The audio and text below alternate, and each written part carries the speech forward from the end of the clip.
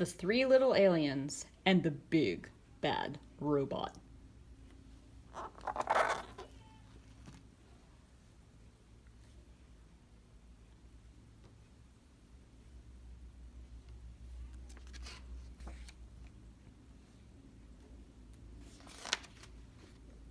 Once there was a mama alien who had three little aliens.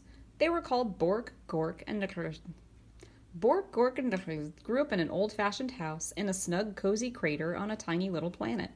As the eons passed, their house got too crowded. It's time for you to go out into the universe and find a planet of your own, their mama told them, giving each a hug. But remember, watch out for the big bad robot. It wants to chew you up. So Bork, Gork, and Nicholas took off. Bye, Mama, they cried. Bye, kids, she shouted back. Always stick together, she added. Then she sniffed a little bit. And call me every once in a while. The three little aliens traveled far and fast. There's a cute planet, said Bork. Too hot, said Nicholas. How about that one, asked Gork. Too crowded, replied Nicholas. They darted around a meteor. Are we there yet? Asked Bork. Just past the next bend, a big planet swirling with dust loomed into view. Bork spotted a shiny space rover zipping around its mountains and plains. Awesome, she said. I'm going to live in that. Ma said to stick together, called Nicholas. But Bork had already zipped away too far to hear. Nicholas and Gork traveled on. Nicholas didn't look like the looks of the next planet either. Nowhere to breathe, he gasped. Picky, picky, Gork said. Then, just ahead, he spied a giant planet with huge golden rings around it. He jumped on a passing satellite and caught a ride on a ring.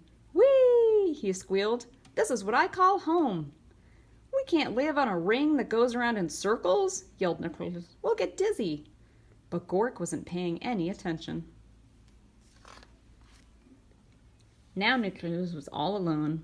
He traveled deeper and deeper into space until he spotted a massive blue planet far out in the galaxy. It had 13 moons and refreshing breezes. This faraway place is where I'll build my home, he said. It will be safe from the big bad robot.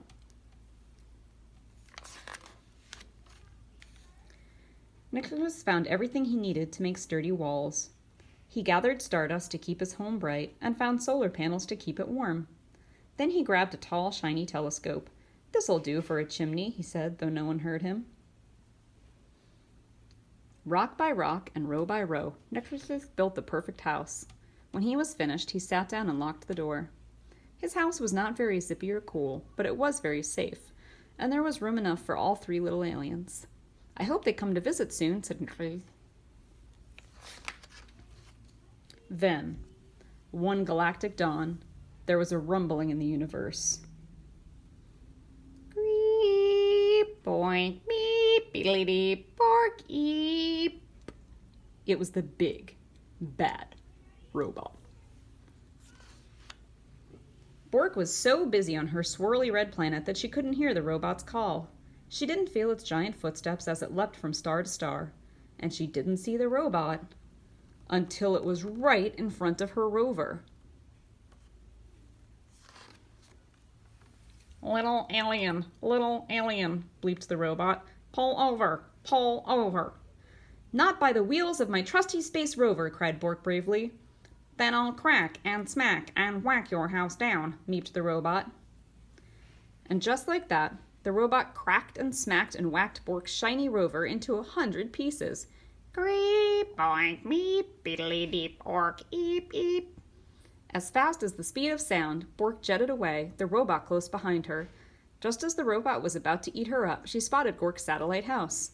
Gork! Gork! Help me! She cried. But Gork was having so much fun surfing on the rings of his giant planet that he didn't hear Bork's cries. He didn't see the robot chomping on comets and ripping open black holes until the big bad robot caught Gork's satellite in his huge metal claw. Little alien, it broinked. Come out of hiding. Not by the orbit of this ring I'm riding, cried Gork stoutly. Then I will shatter and clatter and scatter your house down, grinked the robot. And before Gork could fly beneath the radar, that robot clattered and scattered and shattered Gork's satellite into 1,000 pieces. Greep, boink, ork, beedly, meep, deep, eep, eep, eep. Gork barely escaped. Over here, called Bork. Stick together. At the speed of light, Bork and Gork blasted out into space, with the big bad robot getting closer all the time. Where can we hide? Asked Gork. Let's find Nicholas, cried Bork. He'll know what to do. Nicholas had heard the robot's roar. He had seen what was going on with his brother and sister through his telescope, and he was ready. He flashed his solar panels halfway across the universe. There he is, cried Bork and Gork, and they zoomed to Nicholas's house as fast as a hurtling asteroid. Get inside, cried Nicholas. No time to waste. No sooner had Bork and Gork slammed Nicholas's solid space rock door than they heard the robot rumbling. Little alien, he queaked. Let me come in. Not by the slime on my chinny chin chin, cried Nicholas. Then I will smack and crack and whack your house down, zeeped the robot. The big bad robot bashed and crashed Nicholas's strong, solid house. Nothing happened. Then it pounded and smashed, really hard, not a crack. Then it loaded up its triple blaster and zapped that house but good. That house would not fall down. So the robot forced its way into the little alien's house, right down the chimney.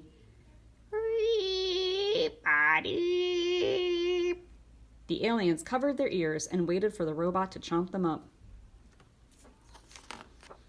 But halfway down the telescope, that robot got stuck tight.